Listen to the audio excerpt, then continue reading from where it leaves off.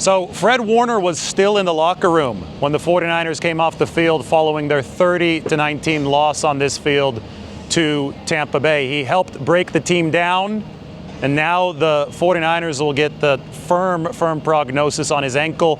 They already have confirmed that it is a dislocation and a fracture, so surgery will be necessary, MRI necessary to look at the ligaments in Fred Warner's ankle. But I was just in that locker room. I talked to several guys. Trent Williams especially gutted. Trent Williams told me, Fred is the one constant for the 49ers. He's played in 132 out of 133 possible career games. So the 49ers are used to Fred Warner breaking the team down when they win. They're used to him being there when they lose. And when you see the Iron Man himself, the future Hall of Famer, hurt, that is just crushing. It might be the most crushing injury that the 49ers can undergo. And they saw it happen here on the field at Tampa. This team is dealing with a lot of adversity. It's crazy to think they're still 4-2 and technically in first place in the NFC West because they have tiebreakers over the Rams and the Seahawks with wins over those two teams. But Jauan Jennings revealed that he's playing through 5 broken ribs. Got ribs, 5 broken ribs. It is what it is. You keep playing. And nobody cares. You keep playing. That's what we do. That's right. Now you've got 5 broken ribs? Yeah, I got 5 broken ribs. And then Trent Williams confirmed what I think we all suspected. Mac Jones had to be injected with a painkiller just to play in this game against Tampa Bay. We're all going through something. This is football. Mac just had to get a shot in his ribs. So just brutal sledding for the 49ers against a really good Bucs team. I will say that they still had a shot to win this game despite the Warner injury. If they had made some of the plays that were put out there for them on a platter, the one that everybody's going to talk about is the Baker Mayfield 3rd and 14 scramble. Bryce Huff and Trevis Gibson both converged on the quarterback.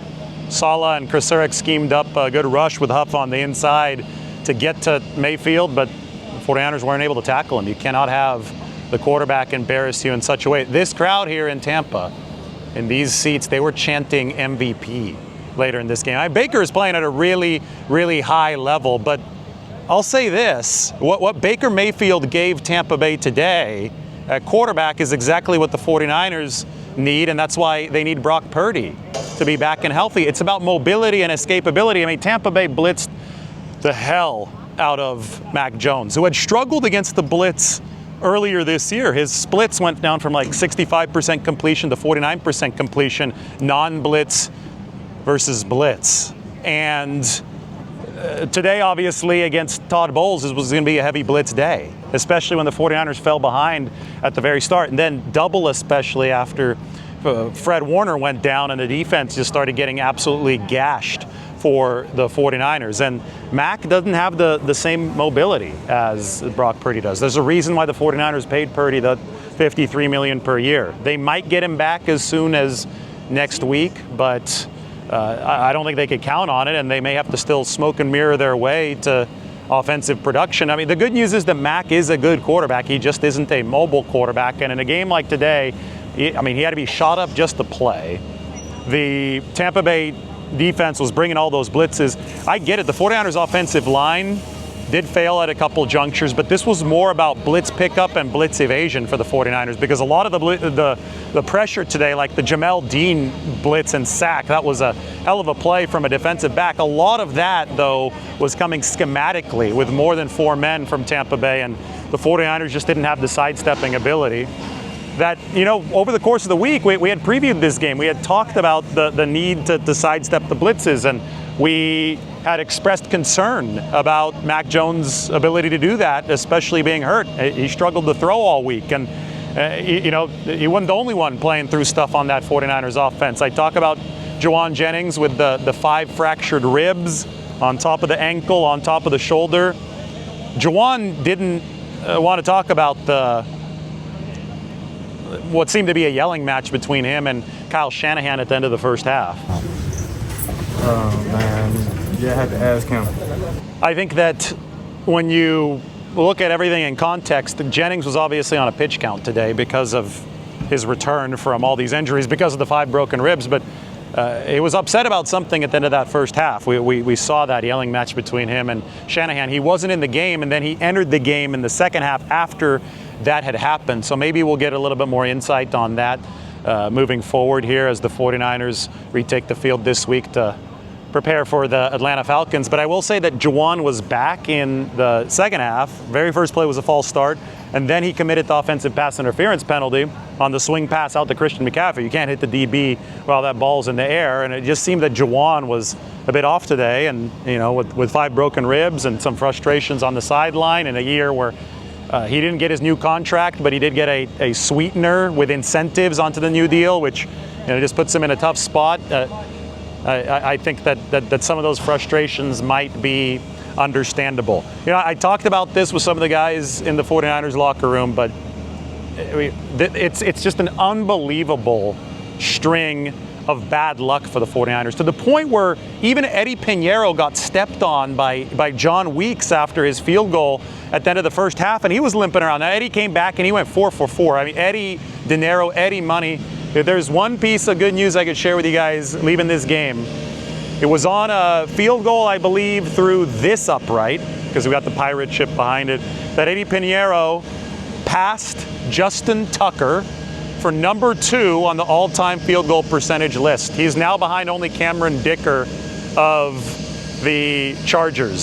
So Eddie Pinheiro, 4 for 4. He is an absolute machine. He changes a lot of the math for the 49ers. I mean, on this field last year, San Francisco lost 9 points due to poor special teams play, like field goal play. Just Jake Moody missing. Now Moody ended up winning the game right back there. Look, they're blow drying the field after the lawnmower goes through. That's the noise that you hear behind me. So we're gonna have to deal with a little bit of noise as we continue talking about Eddie Pinheiro, who's been a godsend for the 49ers. And as their margin thins, I mean, you could see the defensive problems now, complete scorched earth from that Tampa Bay Buccaneers offense. But as the margin thins, the fact that they've got a kicker who's borderline automatic, he's now, 15 of 15 in a 49ers uniform, number 2 all time, it's going to be really, really important for San Francisco.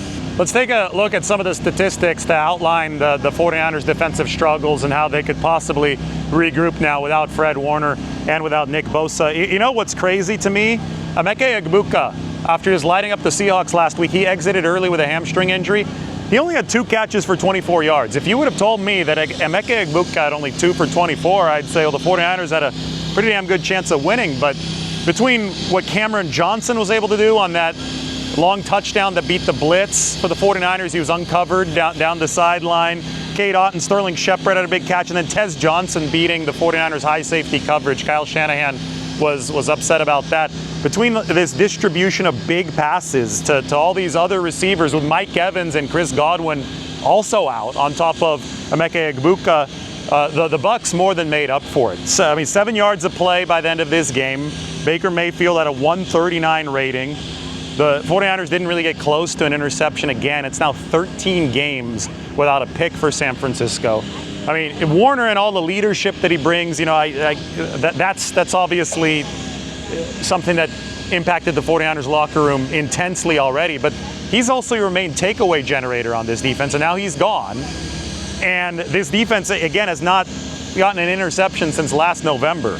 So they're going to have to grow up in front of the 49ers' eyes to have a shot at being just productive enough to complement the offense. I mean, think about everybody who's out in this game. Brock Purdy, Brandon Ayuk, George Kittle. It's going to be huge for the 49ers. I think they're going to get Kittle back this next week, maybe Purdy too, to get that offensive explosiveness back on track. Defensively, Nick Bosa, Fred Warner for most of this game. Just so many star players down. It's almost amazing that they have won 4 games. But at some point, there is a tipping point. And, we had always said, like, if they lose Warner, that's the tipping point. And they lost Warner today.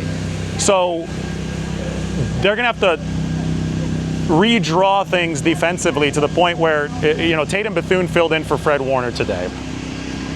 Nick Martin's probably going to be activated now at the linebacker position. He had been in the midst of maybe a redshirt year, but that's not going to be a luxury the 49ers can take anymore. Guys like that are at the very least, going to be thrown into special teams action for the 49ers, and then maybe on the field. Tatum Bethune had 11 tackles, by the way, for San Francisco. They're going to have to find ways to make it work better at the safety position. I mean, before this game, we were talking about the Jair Brown safety mix-up. Jair entering for Jason Pinnock, and today he was next to Marquise Siegel, and Malik Mustafa got some time, but the 49ers were just beaten many times downfield, and that often can be pinned on the safety. So they have to start with the communication conduit in the defensive backfield and not let things get over the top. Maybe just keep things in front of them if they can, and funnel to the football. You're not going to have the upside plays that Fred Warner normally delivers, and it's going to be really hard to have a top half defense, so let alone a top 10 defense at this point. But you have to just somehow, some way scrap and cobble this together so the defense just doesn't see the bottom completely fall out. It did fall out on this field today, and then let the offense get healthy enough to be the elite offense that we know it can be when some of the weapons are back. And I think that Purdy is obviously a huge one. Kittle's a big one. The 49ers only rushed for 3 yards a carry again today. I thought for most of the game, though, there was a high rushing success rate for San Francisco. They generally avoided the big negative rushing plays in this game that a blitzing defense like Tampa Bay can bring. So I think in many ways they were on track as an offense, but the blitzing was just too much to overcome. The lack of mobility at QB was too much for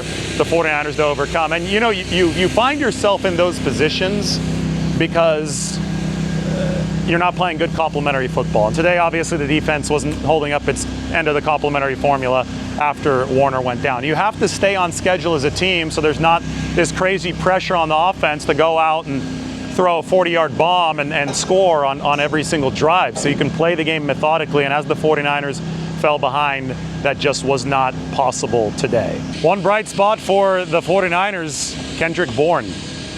The last 2 games has 15 catches, 284 yards, 18.9 yards per catch. So 49ers can get Ricky Pearsall back and George Kittle back and Purdy back. You got Bourne having established himself a real spot on this roster. I mean, 2 of the biggest contributors for the 49ers today, Bourne and Pinheiro, were not even on the roster week 1. If you just want to think about the scourge that injuries are having on this team. And, the way that some of these guys are stepping up, the 49ers are not far removed from that epic win against the Rams, which has given them some breathing room. I mean, again, this team is still first in the NFC West. Football is about overcoming adversity. There's a heck of a lot of it right now on the 49ers plate. We will see what they can do moving forward. Falcons coming to town next. 49ers actually will have a longer week because than the Atlanta Falcons, because the Falcons are playing Monday Night Football, then they got to turn around and play on Sunday night against San Francisco. Heartbreaking, I think, is the word of the day from that locker room. It's unbelievable how this is piled up, and you can't even say, a lot of people are like, oh, fire the training staff. Fred Warner, it was friendly fire. Jair Brown just fell on his ankle, and Warner, again, the Iron Man of all Iron Men, a future Hall of Famer, goes down for San Francisco. Just unfathomably bad luck for the 49ers, but the season rolls on. The NFL doesn't wait for the week. You've got to be strong, and so far the 49ers have been strong. They dropped this game against Tampa Bay. This was going to be a really hard one to win, considering how it started with that interception. Bourne, we got to find out what happened on that play. I still haven't had a chance to ask Kyle Shanahan. That very first pass of the game, Bourne broke in, Jones threw out, interception. 49ers spotted Tampa Bay 7 points. They still bounced back to take the lead from that point, but it was the 3-drive sequence after Fred Warner went out where Tampa Bay averaged those 10.2 yards per play. Just lit this place on fire, and the 49ers were not able to bounce back from that. Too many mistakes. You saw Jake Brendel with a holding penalty and a missed block on a screen. You saw Jennings with the OPI. You saw Dominic Pooney with the false start on that one, 4th down, and then obviously the interception for Mac Jones at the end, but he was sacked 6 times. He was pummeled. I think that they got what they could from Mac Jones. There's too many mistakes to ride the perfect path to victory that they would need to ride, and they lost to a good football team. Happens in the NFL. 49ers are 4-2. What doesn't normally happen is the level of injury decimation that the 49ers have suffered to their star players. I mean, they're foundational pillars for a reason, and when the pillars go down, it's hard for the structure to stay up. Bosa, Warner now down on the defense, so we'll see if Robert Saleh can somehow keep the whole thing from collapsing. And if it does collapse, then it's all up to that 49ers offense. Everybody, so long from Tampa Bay. Here's a look at some of the interviews following this game. You know, some really good players that we look to get back. You know, that can only help. So, yeah, hopefully we can get some more, weapons in the fold. But I think we had enough to win the game. What was it like? I guess Fred addressed everybody after the game. Yeah. Can you give us the? I can't. I was getting out of here. Okay. Yeah. When everybody sees him go off, and you've seen George get hurt, seen Nick get hurt this year, what does that do to you guys? That's heartbreaking, Yeah. especially. I mean, Fred is not only is he one of the best linebackers that ever played the game, but he's the heart and soul of his team, not just heart and soul of his defense. So, it's one thing to see somebody go down and go to the blue tent, and there nobody really knows what's going on. And, when you see a guy that's injured like that, it's really like a gut punch, and it's truly is really hard to continue the intensity and playing that game like that never happened. That's something that after how many years you've been in the league that you just don't get used to. Yeah, you never get used to that. I mean, you see, one of your really good friends, a guy you got genuine love for, you see him, having to get carted off. It's an emotional experience. Kyle Shanahan said that he seemed in good spirits though.